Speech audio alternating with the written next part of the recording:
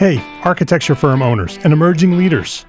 Get ready for unparalleled insight into the development of a world-class architecture firm and a worldwide organization driving the digital transformation of the design and construction industry. With Build Smart, the podcast that's changing how our profession operates. We share the incredible stories behind innovation in the building industry with my friend and co-host, Patrick McLeamy, FAIA, former CEO of the international architecture firm, HOK. You know, Yamasaki's office or firm lasted during his lifetime. And when he passed away, I think that was the end of the Yamasaki office. Helmut did not want that. He wanted a firm that would live out and grow beyond the founders. In Season 1, discover the untold stories behind HOK's meteoric rise, from 150 employees in St. Louis to a powerhouse with over 1,900 staff members and 27 offices worldwide. You know, they weren't as polite as the Kojima people. That was just boom. And anytime you have a creditor, whether it's Kojima or the bank, that wants their money, unless you can raise money someplace else, you are out of business. Bankrupt. And hold on tight for Season 2, where Patrick takes us on a new adventure as chairman of Building Smart International, shaping the future of digital transformation in the design, construction, and operation of built assets. Ian Howell, Ken Harold, and I, Ken was my technical representative from HOK. The three of us took a tour of Europe of 5 cities in 5 days. Very busy time.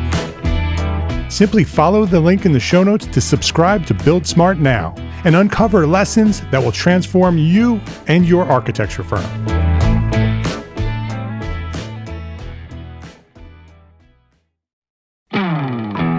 Hey, architecture firm owners and emerging leaders. Get ready for unparalleled insight into the development of a world-class architecture firm and a worldwide organization driving the digital transformation of the design and construction industry. With Build Smart, the podcast that's changing how our profession operates. We share the incredible stories behind innovation in the building industry with my friend and co-host, Patrick McLeamy, FAIA, former CEO of the international architecture firm, HOK. You know, Yamasaki's office or firm lasted during his lifetime. And when he passed away, I think that was the end of the Yamasaki office. Helmut did not want that. He wanted a firm that would live out and grow beyond the founders. In Season 1, discover the untold stories behind HOK's meteoric rise, from 150 employees in St. Louis to a powerhouse with over 1,900 staff members and 27 offices worldwide. You know, they weren't as polite as the Kojima people. That was just boom. And anytime you have a creditor, whether it's Kojima or the bank, that wants their money, unless you can raise money someplace else, you are out of business. Bankrupt. And hold on tight for Season 2, where Patrick takes us on a new adventure as chairman of Building Smart International, shaping the future of digital transformation in the design, construction, and operation of built assets. Ian Howell, Ken Harold, and I, Ken was my technical representative from HOK. The three of us took a tour of Europe of 5 cities in 5 days. Very busy time. Simply follow the link in the show notes to subscribe to Build Smart now and uncover lessons that will transform you and your architecture firm.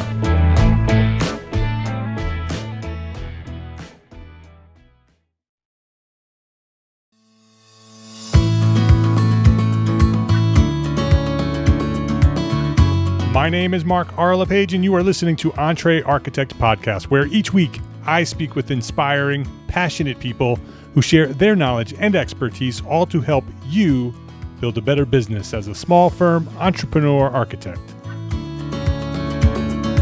Christian Giordano, welcome to Entree Architect Podcast. Mark, thank you for having me.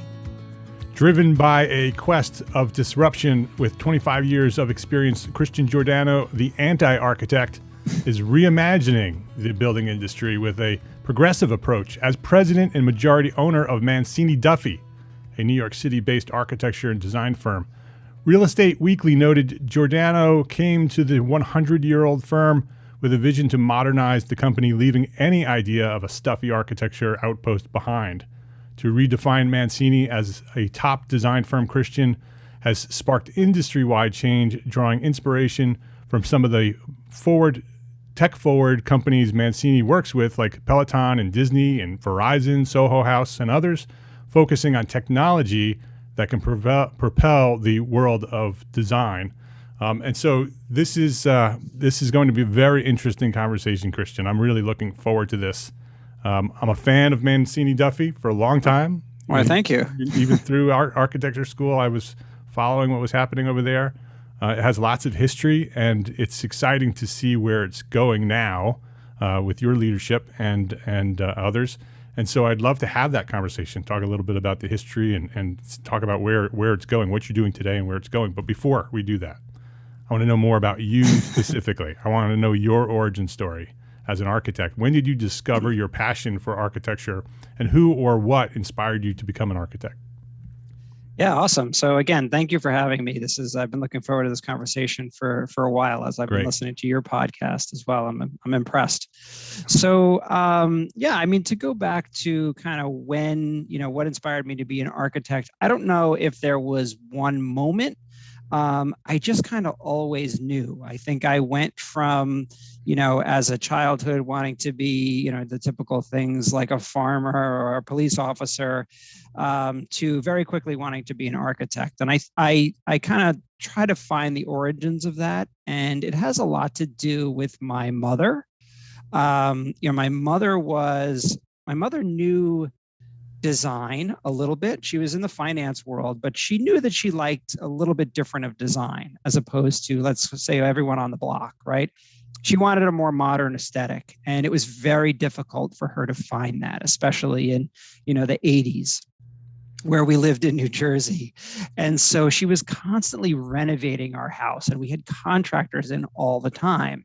And it was things like lofting ceilings and putting in skylights and random things like that, or redoing the kitchen, and always searching for a very streamlined, what we would consider to be a classic modern design.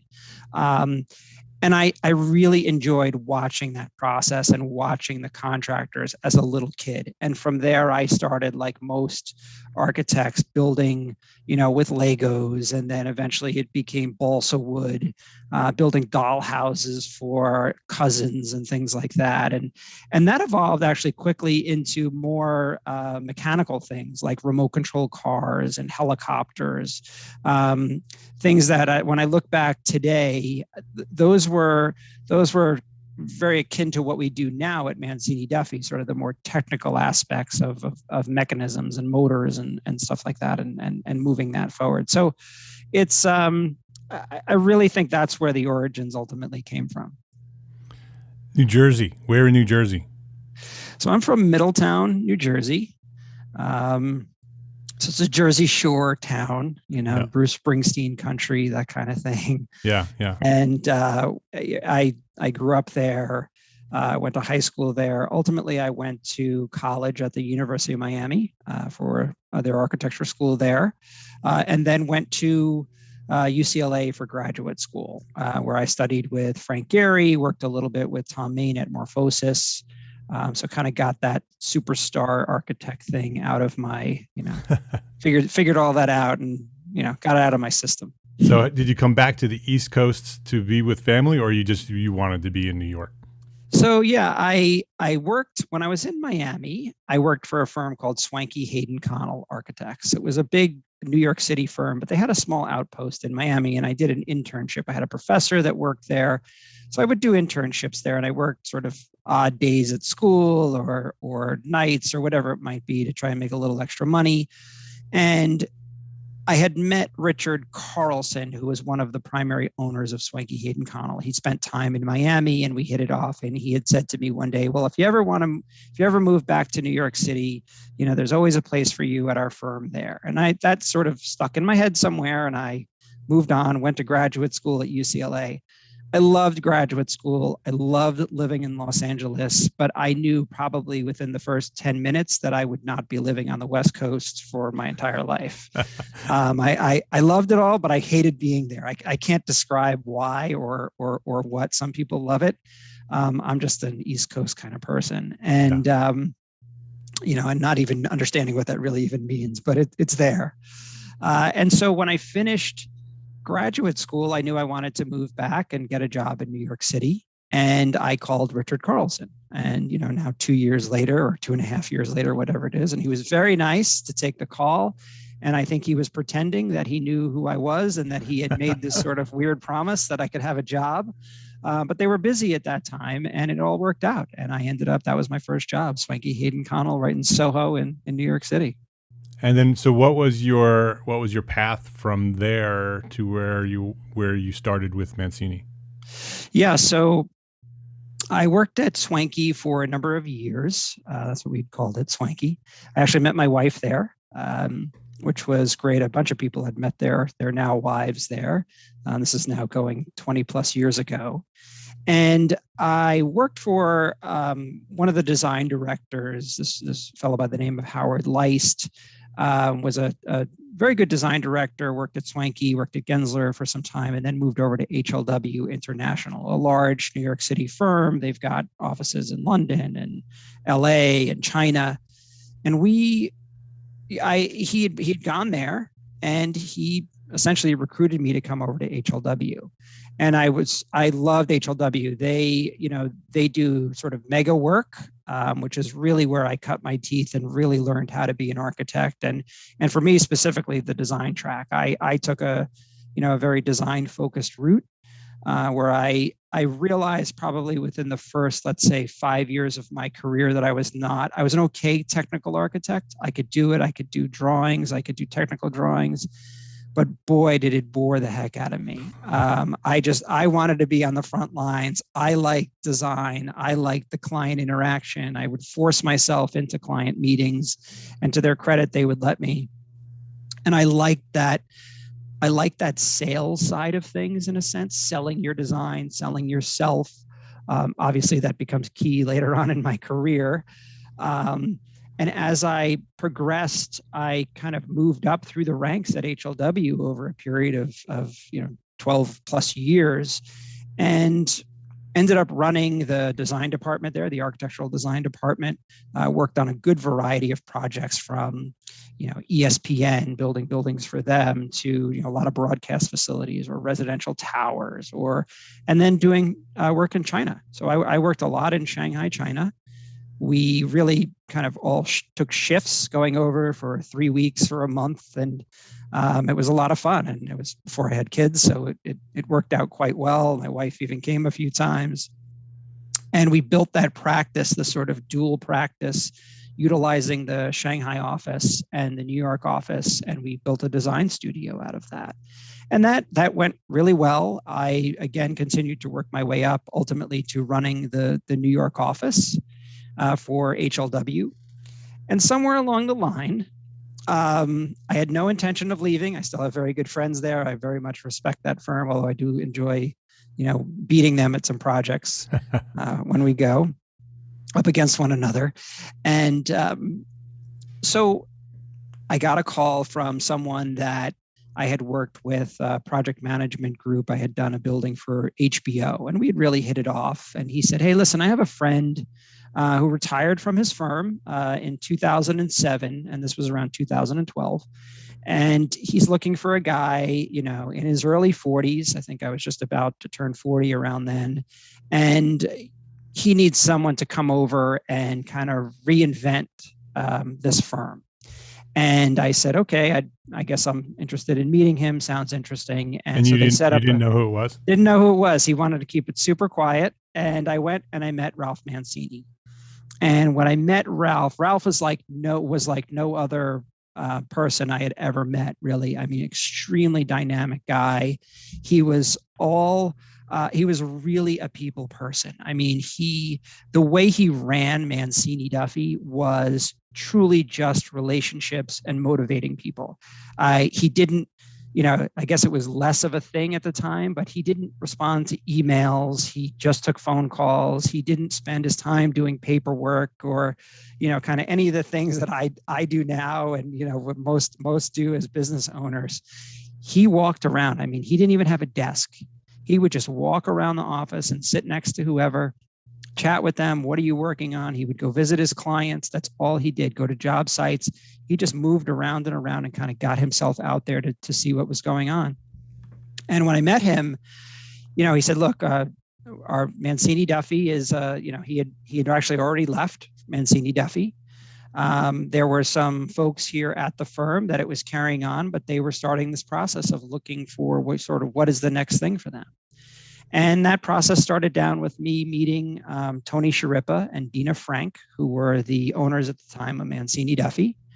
And we got together. I think the first time I kind of rejected their offer and said, I really wasn't ready for this. I wasn't interested. But we continued talking. And when it ultimately panned out, the offer was, hey, Christian, you can come here.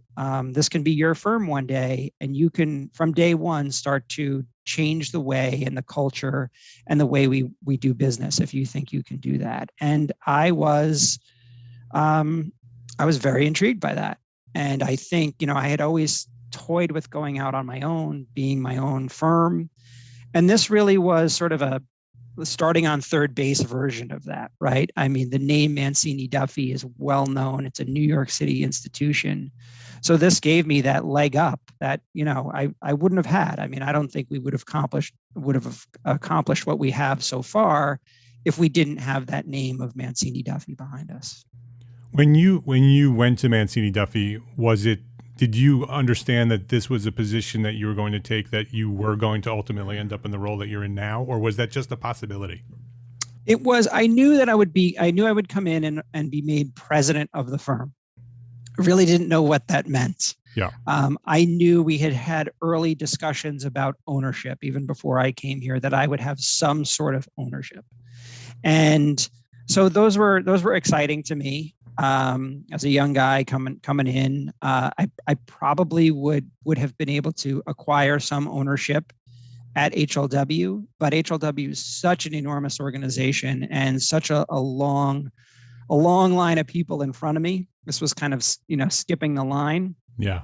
And again, what was most exciting was, rather than title or even ownership, which I frankly didn't quite grasp what that meant.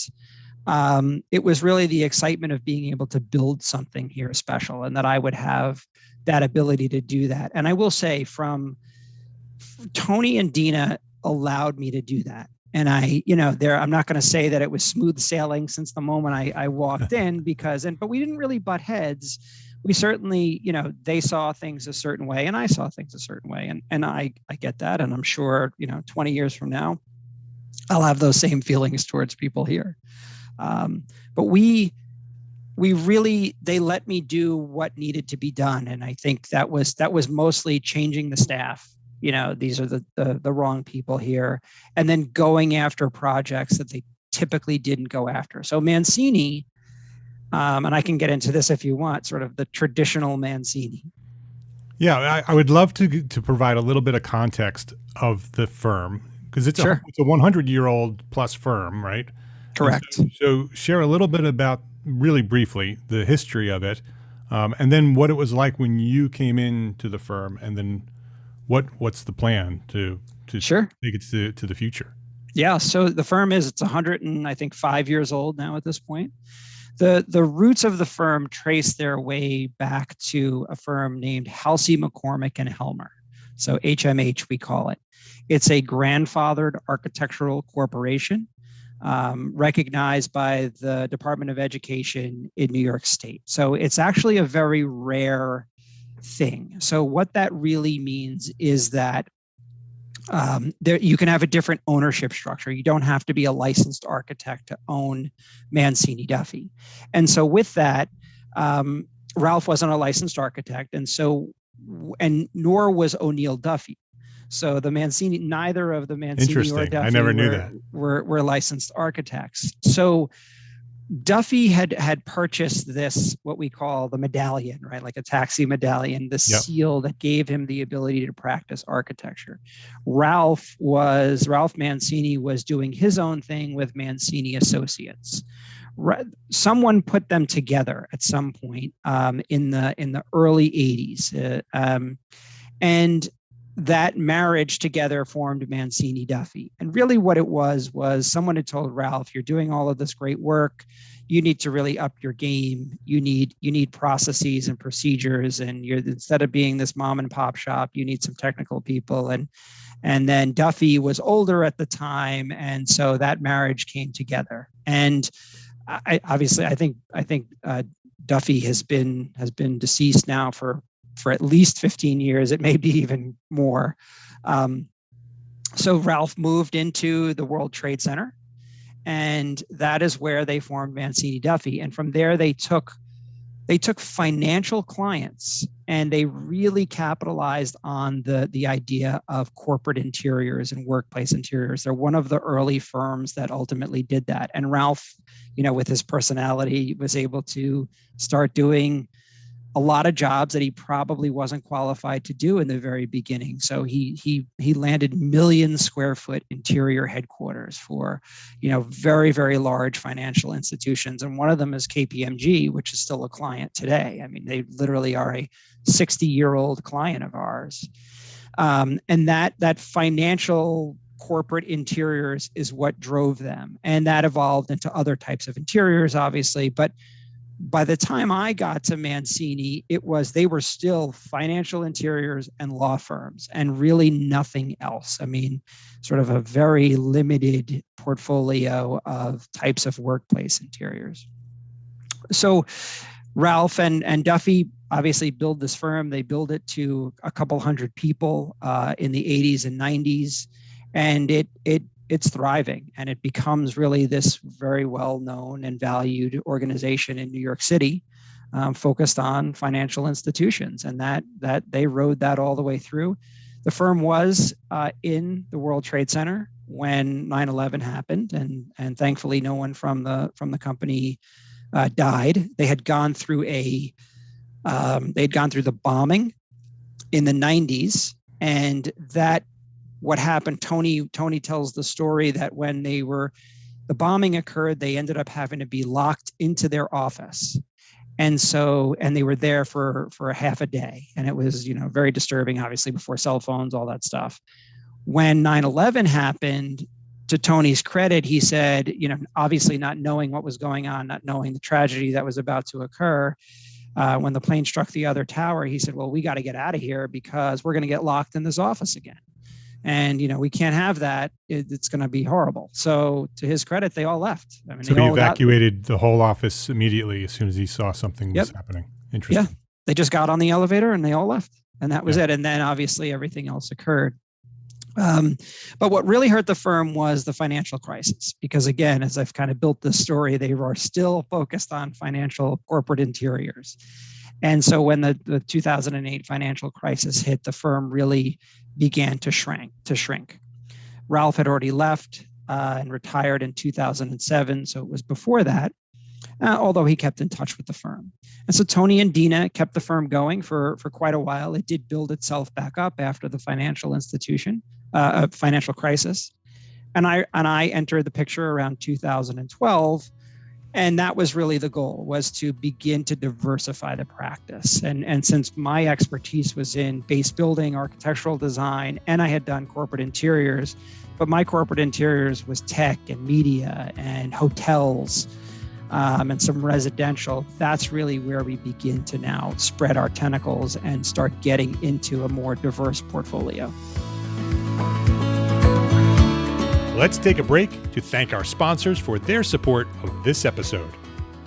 As architecture demand increases toward pre-pandemic levels and beyond, how are you and your architecture firm keeping up? ARCAT is here to help. ARCAT.com offers several free tools to help architecture and design firms like yours get work done faster. Use ARCAT's powerful search engine to find the right products for your projects, and download BIM, CAD, and specifications right there on the same page without needing to pay or register. It's free. RCAT.com also offers product videos, catalogs, green reports, product certification information, outline and short form specification generation, and so much more. Visit RCAT.com today.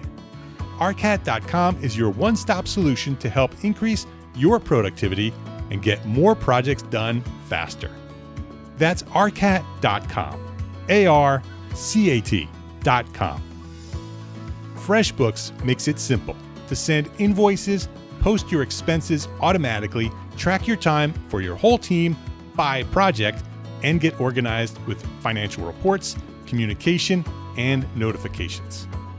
My favorite feature in FreshBooks is the automated invoice reminders. I think sending invoices and getting paid is one of the biggest barriers to our success as entrepreneur architects. Who has the time?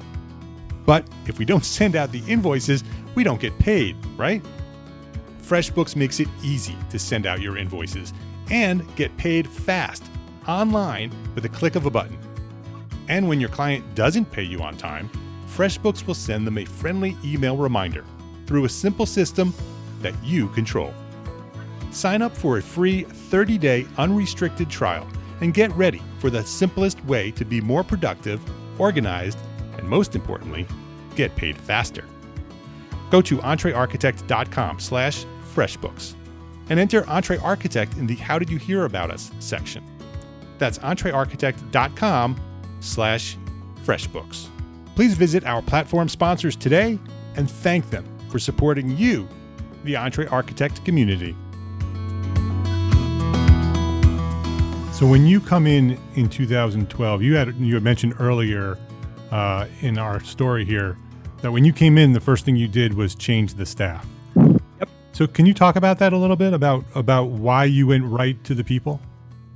Yeah. So, nothing against those that were here. Yeah. And that's why I want to bring it up because it was probably a difficult thing to do.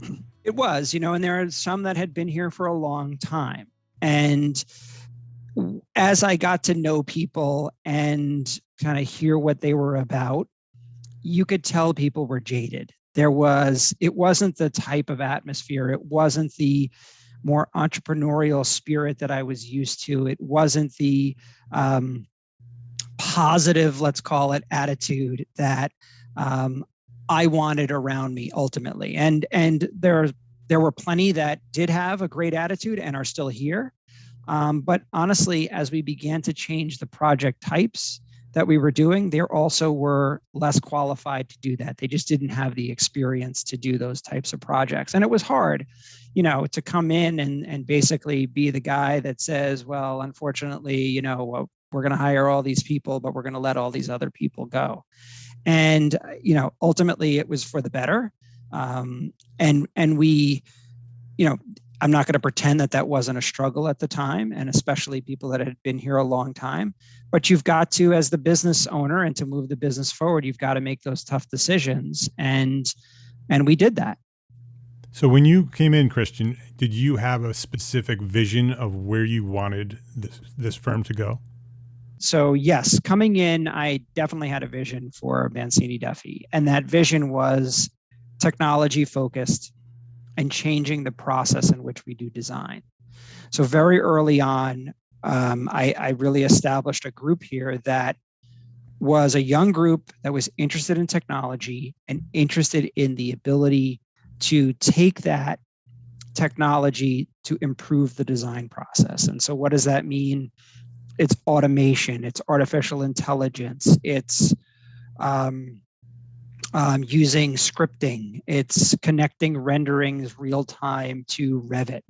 The office really wasn't very Revit savvy at the time. And I was able to get the office, quickly into Revit because I had done that before. Okay.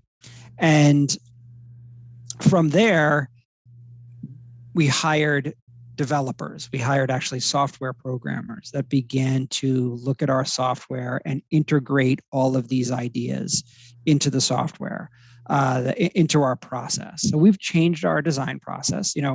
Part of the becoming an owner here was really how do we become more profitable, frankly, especially in the very competitive New York City interior design world.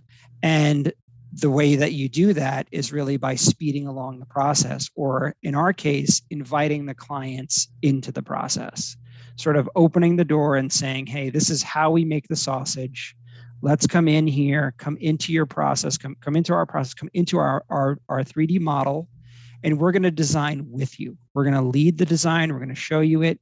But we're not going to waste time on doing options that we know aren't going to work. We're not going to put together beautiful presentations for you that in the end, we're stopping designing a week early so that we can put together these presentations. We're going to bring you into the process, and there's no need for a presentation because now we've connected Revit and the rendering, and it's all happening real time, and you're seeing it. And you can make those instant choices of, yes, I like that. No, I don't like that. Or I do like that concept, but I don't see it being executed the way that you're describing. And we're able to do what a normal architect does in 3 weeks, we can do in 3 hours because of this the way we've essentially connected all of the technology. And so that was the vision. That was the vision from the very beginning, was to find great people that had an entrepreneurial spirit, that had a passion for technology and design, and get that running sort of as a machine in a sense. And then everything else began to fall into place. And then I think the vision of the entrepreneurial side of individuals here at the firm really kind of came out of that. So it sounds like when you came in that you had this idea of technology, but really you looked at the firm and said, okay, here's what we have. This is where the firm was. This is where I'd like it to go. And so we basically have to start from scratch. We have to look at everything and say, okay, what needs to go and what do we need to do to get us to where we want to go? So you're essentially disrupting the entire process, right? Disrupting the practice of architecture for Mancini Duffy. Correct. Absolutely. Yeah. And so you have this vision of technology is going to change the way we practice architecture. You also, understanding some of the backstory, you developed a software called Toolbelt. Is that the software that you're talking about in terms of having that integrated experience with your clients? Correct. Yeah, that is. So what that is essentially a separate rendering and visualization engine, but it has a direct connection to Revit. So I would describe it as this: we can have a virtual meeting, whether that is with a headset on and you're looking at it in actual proper VR, or we can have a Zoom call or a Teams call where there's all parties are logging into their model. So you're actually going into the Revit model. And Toolbelt is a set of tools, and we got the idea from you. So when you look down in VR, you see tools like a tool belt right below you, and from there you're able to select those tools. And it's a completely interactive way of interacting with your Revit model. So you look down, you want to move something, you want to change the colors, the fabrics, if it's a building, the exterior. If you need certain data about it, you can click on it. It'll tell you the information in the Revit file, what it is, how big that is. You can measure, you can leave notes. So we can have a completely virtual meeting inside a Revit model from anywhere in the world. It's a little hokey. You log in and you see an avatar version of yourself. And once you get past the humor of that, which actually is a lot of fun, everyone can move independently of one another inside the Revit model. So you can go to the 4th floor, I can go to the basement, and we can start critiquing and leaving notes and exploring. Or we can pull everyone together and have an actual meeting. So we'd see each other on a screen. We'd also see each other virtually as an avatar, but we're seeing the space and we're interacting with the space. And again, we've gotten away from the design presentation because we don't need that. We don't need to make sure that all the text is lined up and everything is perfect. Right. We now see inside that model, and we're looking at the details and we're working out those details in real time. And there's no information lost along the way. Keeps a record for everything. We can record it.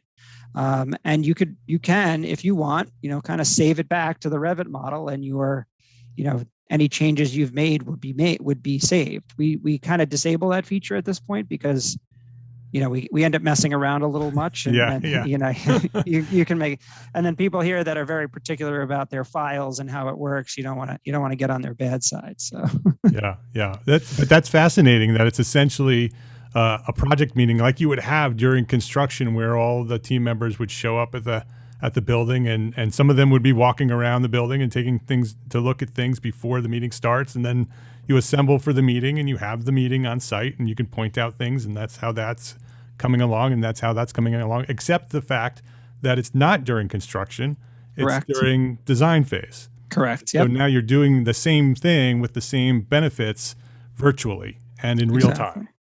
Exactly. Really interesting. And so there's no need for presentations because the client is fully immersed into the design process. Are there downsides to that, having the client so involved in the design process like that? So we're probably on now about our 50th or so project in this process. And some of them have been very large, from Mars, the candy company. We did their, 250,000 square feet for them in Newark, New Jersey. And they were all in this process, to some smaller, 10,000 square foot suites and kind of anywhere in between. And what I will say is that we do give the clients the ability to log into their model at any time of the day or night that they want, right? I mean, that is our thing. Is we're an open process. So you will get people that will log in and then really continue. It's almost like the changes will never stop at that point. Right. And so we do want to, and also one of the things that we've realized along the way is, in the end, our design is important, and the conceptual part of the design and what we're trying to achieve, not only for our own internal way that we see design working, but also for the client and the client's objectives. We need to steer the design. It's not, I don't want to, we have to be careful in these processes that we're not sort of turning over the reins directly to the client, because the client hired us as the professional to really design it and to lead that design. So there is a fine line, and we've been able to, limit certain options, or maybe bring someone into the process super early on as a very whitewashed model and get away from exactly what the design is, and then maybe using more of a traditional rendering approach to focus on certain areas. And then when those are agreed upon, we'll put them back into the system. So we're really trying to find that balance, because as you can expect, it could, number one, it could go on forever, and it's honestly meant to shorten the process. Right. And when I say shorten the process, it isn't as though, we're doing that 3 weeks worth of design in 3 hours, and then that means we're starting the project any sooner. But what it does mean is that we now have those 3 weeks to sit back and really work out some of the details and design it. Where this, and everyone listening that works in our field knows, the schedules are so rapid these days. I mean, I can't tell you how many projects we start where the first meeting, someone says, well, we're already behind schedule. Right. And it's like, great, thanks. So now we're playing catch up from day one. We were just awarded the project. So we've got to move that process along. We've got to make decisions along the way. We've got to hold clients and contractors and engineers all accountable as we go. And this process certainly does that. We get to consensus sooner, but now we can spend the scheduled time actually figuring it out, as opposed to just moving on to the next thing. What does the future of Mancini Duffy look like? 10 years? I know 10 years is a lot, pretty far into the distance when you're talking about technology. But what about 5 years from now? What does Mancini Duffy look like? So I think Mancini Duffy, from a corporate point of view or from a business point of view, is we are expanding, and we're trying to move out of just the New York, New Jersey area into other markets. So we are actively looking to open up an office in Florida, in near around Nashville, in Austin, Texas. I mean, I think it's pretty obvious those are, some areas where there's a lot going on. But I think we can take our brand and our process and bring it to other cities. It sells very well outside. It sells well in New York City, but it also sells really well outside of New York City because we can do all of the technology and bring things to market faster. So I think from a business side, Mancini looks more national for sure in the next 5 years. From a technology side, we are partnering with vendors. We are partnering with contractors. And our goal is to stop doing construction documents altogether. And I would like to see us do that within the next 5 years, so that we are designing and building our Revit models to a certain level of detail, whether that's level 4 or 5, and then essentially building directly from the model. No longer, we'd probably in the next 5 years still have to do DOB sets and certain filing sets because that's not going to move as fast. Right. Yeah, that's for sure. Yeah. But dealing with the contractor, there are plenty of contractors that want to go this way as well. We put all of this effort into our 3D models. We design every little detail. And then, we basically flatten it out into a bunch of paper and print it out on a printer, whether that's a PDF or an actual piece of paper. And we give it to a contractor and say, okay, build this now. And we've just taken all of that knowledge and all of those details that we've worked, and we've essentially just kind of gotten rid of them. So can we deliver a project and a significant project in Revit in real time? And one of the ways that we're doing this is through, again, virtual reality, projection mapping, AR, and really working with the contractors directly to support this kind of delivery of a project. So imagine, a blank office space, and we're essentially projecting the construction documents as they would be built throughout the space and having the contractor work that way. So there are a lot of contractors that are on board with this. They think it's a great way of doing it. Some are even, probably well more advanced than we are. And then there's a lot, especially on some of the trade side, that have no desire to do this whatsoever. Right. So we'll see where that goes. But it really is, if I had to sum it up, we want to automate the design and construction process in the next 5 years.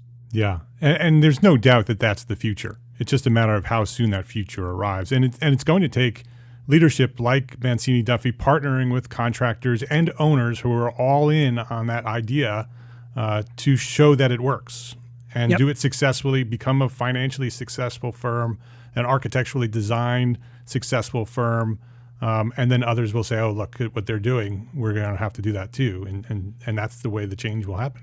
Mm-hmm. I agree. That's the goal. Before we wrap up, Christian, I want to ask you the one question that I ask everybody. We're talking to thousands of small firm architects, lots of small firm architect owners. What's one thing that you could say that a small firm architect could do today to build a better business for tomorrow?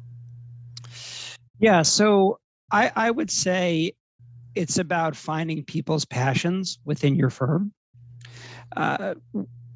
One of the things here that we've been able to do with the technology is it's really inspired a lot of young architects here to step up and say, you know what, I have this idea. I have this idea, whether it's going to contribute directly to the technology that we're developing, or I have this idea that is unrelated, but it's still an amazing idea. And for us here at the firm, it's about supporting those passions. So supporting it could very well be investing in it, right? And saying to someone, okay, that's a great idea. I think it's got merit. I'd love you to take the leadership on it, and we will support you. So we will take part of your billable hours, and we will create a project number that you're going to spend X amount of your time, developing this idea. And if some piece of equipment or some other monetary thing is required, then we will support you. And we've had a lot of people come here and say, you know what, I want to start this. I want to start this practice area. I want to start this. We had someone that decided we were doing a lot of co-working spaces and hotels. And she said, nobody's decorating the inside of these rooms. I would love to start decorating them. It actually is my passion. sort of the interior design corporate side is just what I fell into, but I really like the decorating part. And we started a separate practice called MDLX. And that's what she does here. She has another person. It's actually a separate business. And technically Mancini owns half of it and she owns the other half. And she procures and she finds everything in hotel rooms, or if we're doing a space that requires some sort of final layer of design, she seeks that out. And it's amazing some of the things that she's accomplished and sourced, and she's very profitable in that respect, which is amazing. We had one guy here who he decided that his passion was airports and he would like to do airport design. And Mancini Duffy, as I've said here, was really a corporate workplace firm. We definitely are doing more and more ground up buildings, but he started small with back of house stuff. He got into doing the behind the scenes where the luggage goes, and pretty fascinating stuff. And that evolved, and then that became the lounges for American Airlines, which is right up our alley because it's hospitality and it's interiors. And now he's going after smaller airports, entire terminals, and that's just building. And he's done that in 5 years' time, and he's got a staff that's dedicated to him. He's a young guy, but that was his passion. And so you never know kind of who's lurking, in your office that has ideas. And I say it probably once a month when we have our monthly gatherings. Anyone that has an idea, anyone that has a passion, please come talk to me and let's talk to our partners. And we'd love to support you, because that to me is the most exciting part of the firm, is that we support people's ideas. And it's great for the firm. It's obviously good projects. It's great for people personally. And it keeps everybody engaged, and they know that there's kind of endless possibilities here. Yeah. And that's a very intentional decision to build a culture of collaboration and give them the permission to bring ideas to you with the knowledge that you are going to listen and potentially support those ideas and allow you to focus on those ideas and build out those ideas. Yeah. There are a lot of firms that won't even listen to the idea, right? That this is how we do it. If you don't like the way we do it, go somewhere else. Yep. We're not interested in your ideas on how we can do it better. We've been doing it for 40 years, right? Exactly. And so to create a culture like that, look at what has happened, right? When you intentionally create a culture like that and listen to the ideas and support the ideas and finance the ideas, they become new businesses that bring more revenue to the firm and provide new services and new opportunities for clients. Very interesting to hear you talk about that. Christian Giordano is his name. Mancini Duffy is the firm. ManciniDuffy.com. If you want to go check out the website, ManciniDuffy.com. If you want to check out the Tool Belt, they have a website too. Is it available? Can other architects? Yes, there is a way to purchase it. You're basically going to go and log on, create an account. But what'll happen is, someone from my team will essentially, email you back and it'll go manual. Talk you through the process at that point. Yeah. So thetoolbelt.com, thetoolbelt.com if you're interested.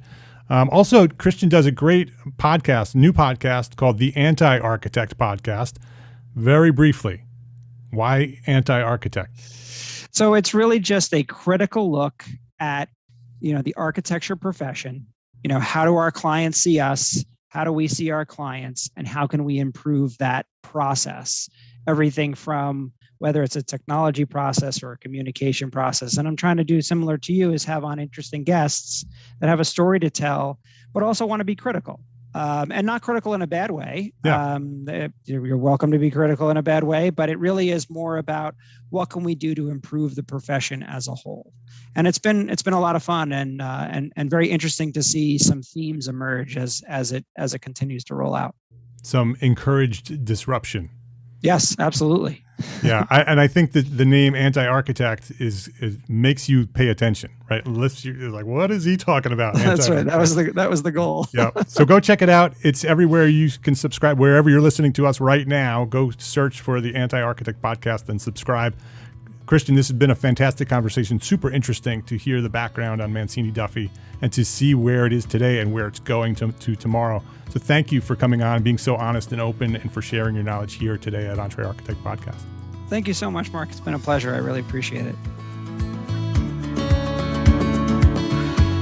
If you liked this episode of EntreArchitect Podcast, please share a rating, write a review, and share a link to this episode with a friend. That's how EntreArchitect Podcast will grow to serve thousands more architects just like you. Thanks to our sponsors, FreshBooks and ARCAT, for their support of this episode.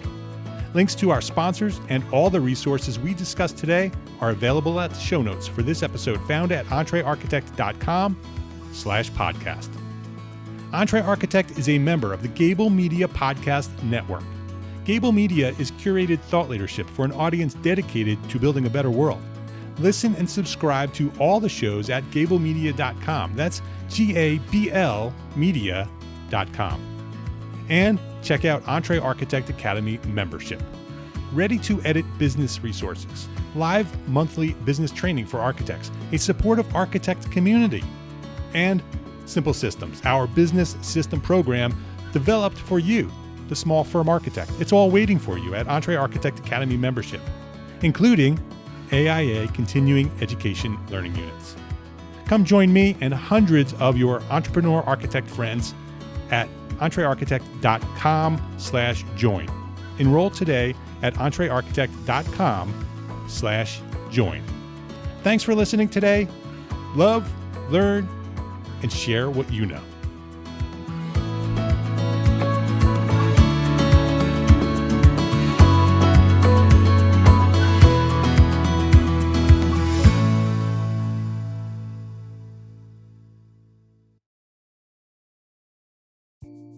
Imagine earning continuing education credits while doing exactly what you're doing right now. Well, you can. Gable Media has revolutionized the way you earn your continuing education credits with a groundbreaking approach. Forget running around town and scouring the internet for credit-worthy courses. Fulfill your CE requirements effortlessly by listening to engaging podcasts just like the one you're listening to now. Our podcasts are designed to educate, entertain, and inspire, all in a user-friendly environment. But wait, there's more. Architects, Gable Media is also approved as an AIA continuing education services provider. Upon completion, we handle everything, from reporting your hours directly to the AIA to storing your certificates in your personal Gable Media profile for your self-reporting needs. So follow the link in the show notes and start earning your credits in the most innovative and entertaining way possible with Gable Media.